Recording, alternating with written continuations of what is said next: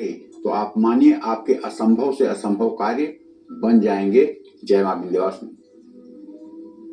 जी नमस्कार, स्वागत है आप सभी का नवरात्र स्पेशल कालचक्र की खास पेशकश जय माता दी में। मैं हूं आपके साथ आशा झा और एक बार फिर मेरे साथ कार्यक्रम में मौजूद हैं प्रश्न कुंडली विशेषज्ञ पंडित सुरेश पांडे जी, जो आपकी नवरात्र को और शुभता प्रदान करेंगे। आपकी हर एक परेशानी इस नवरात्र दूर हो जाए, ऐसे अचूक उपाय आपको कार्यक्रम में बताने वाले हैं। पंडित जी बहुत बहुत स्वागत है आपका। धन्यवाद। कन्या पूजन कर रहे हैं तो ना करें 10 गलतियां, 10 बातों का रखेंगे ध्यान, कन्या पूजन से होगा कल्याण। देखिए नवरात्रि स्पेशल कालचक्र। जय माता दी। और जैसा कि आप जानते हैं कि कल अष्टमी है, परसों नवमी है। नवरात्र में बहुत से लोग अष्टमी या नवमी के दिन कन्या पूजन करते हैं। अष्टमी नवमी पर सही विधि विधान से की गई कन्याओं की पूजा और सेवा आपको पूरे नवरात्र का फल देती है। लेकिन कन्या पूजन से जुड़ी वो 10 गलतियां आपको भूल कर भी नहीं करनी चाहिए। कन्या पूजन से जुड़ी जरूरी बातें जानने के लिए आप हमारे साथ बने रहिए पूरे कार्यक्रम के दौरान और ध्यान से देखिए आज का नवरात्र स्पेशल कालचक्र। आज की महत्वपूर्ण चर्चा को हम शुरू करें उससे पहले पंडित जी से जान लेते हैं आज का शुभ मुहूर्त। पंडित जी शुभ मुहूर्त के साथ शुरुआत। आज 15 अप्रैल 2024 दिन सोमवार है।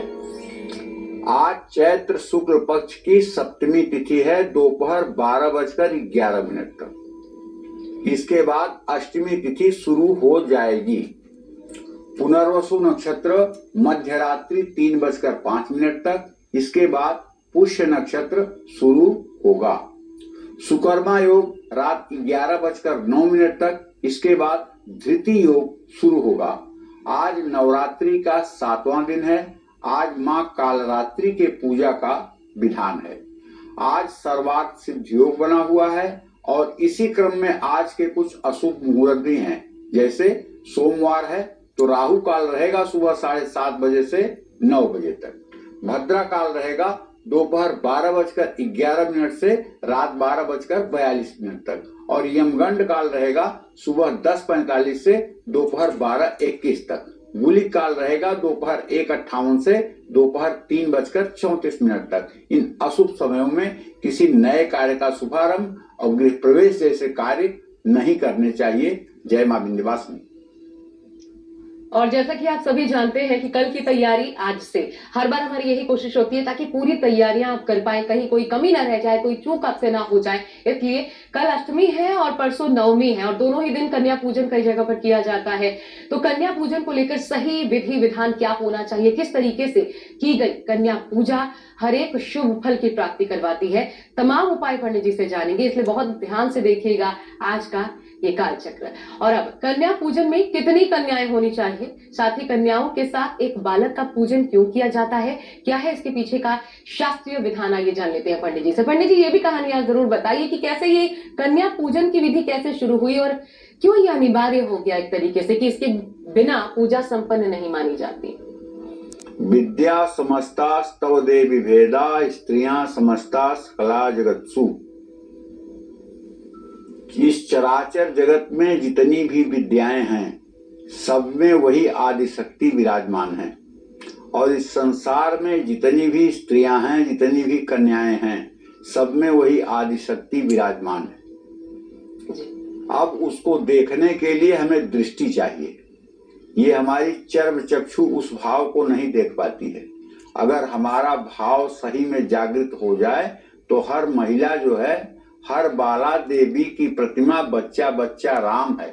हर घर है मंदिर सा पावन, हर मानव उपकारी है। सिंह यहाँ बन गए खिलौने, गाय यहाँ माँ प्यारी है। तो कहने का आशय यह है, नवरात्रि की अष्टमी और नवमी दोनों पर कन्या पूजन का विधान शास्त्रों में वर्णित किया गया है। कन्याओं के साथ एक बालक को भी भोजन कराना चाहिए। बालक को क्यों भोजन कराना चाहिए? क्योंकि बालक जो है वो बटुक भैरव का स्वरूप बनकर बैठता है। उन कन्याओं की रक्षा के लिए भैरव द्वारपाल हैं। भैरव, बटुक भैरव माता के प्रमुख द्वारपाल हैं। जब जहाँ के बाद जाने पर आपको माता के दर्शन होंगे, उस ड्योढ़ी पर आपको भैरव मिलेंगे। कौन भैरव मिलेंगे? बटुक भैरव मिलेंगे। काल भैरव, लाल भैरव नहीं मिलेंगे, बटुक भैरव मिलेंगे। ओम कर कलित कपालः कुंडली दंड पाणी तरुण तिमिर नील व्याल यज्ञोपवीति क्रतु समय सपर्याद विघ्न विक्षेद हेतुम जयति बटुक नाथ सिद्धिदः साधका नाम। ये भैरव हैं कैसे भैया? इनकी अवस्था 12 वर्ष की है और गौर वर्ण है इनका, सुंदर सुडौल शरीर है इनका, बाघंबर इन्होंने पहना हुआ है और हाथ में सोने का चमचमाता हुआ त्रिशूल है। इनके दाहिने हाथ की तरफ काला कुत्ता, बाएं हाथ की तरफ सफेद कुत्ता है। दोनों कुत्ते इनके साथ में रहते हैं और ये खड़ाऊ पहने हुए होते हैं, नाग की माला पहने हुए होते हैं। ये भैरव हैं।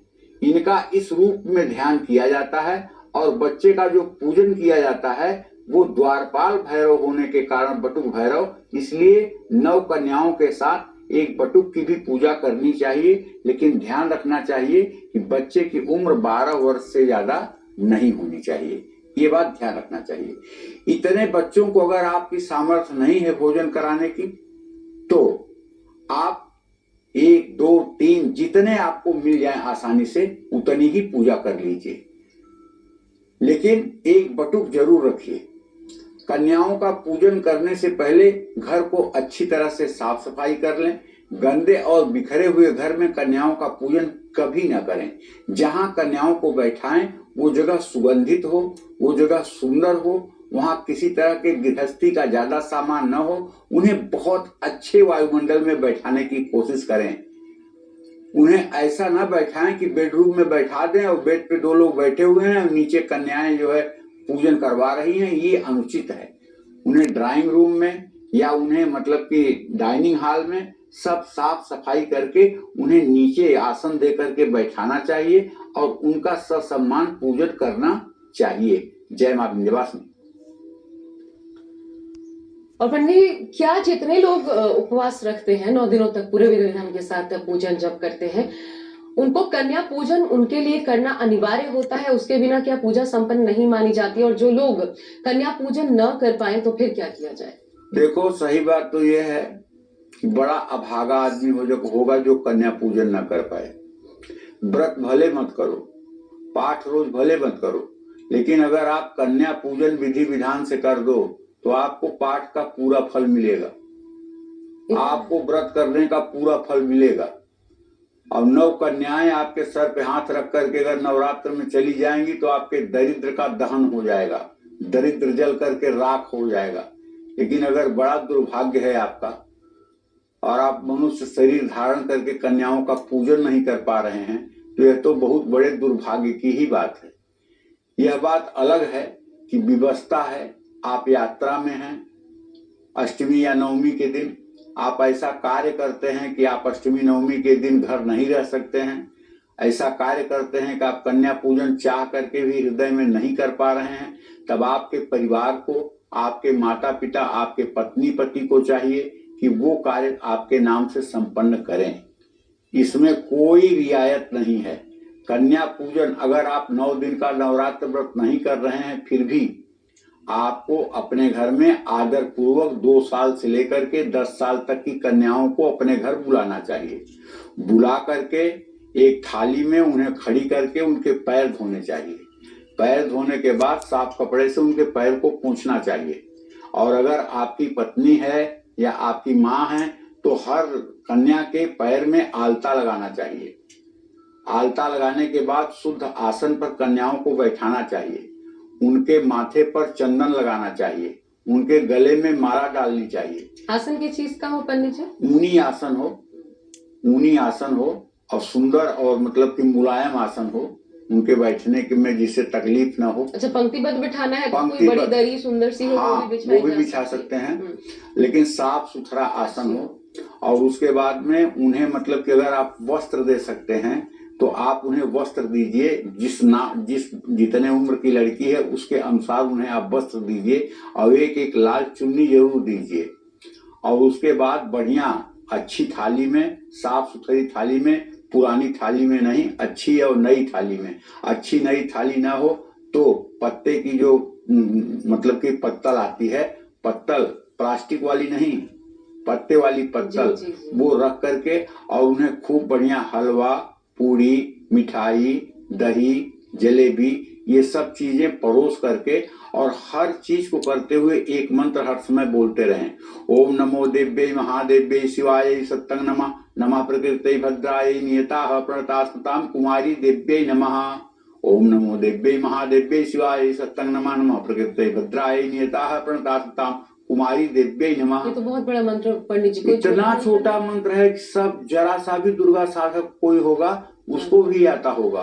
अगर नहीं आता होगा तो केवल इतना कहें कुमारी देव्यै नमः, कुमारी देव्यै नमः, कुमारी देव्यै नमः, कुमारी देव्यै नमः। इतने से तो काम चल जाएगा ना।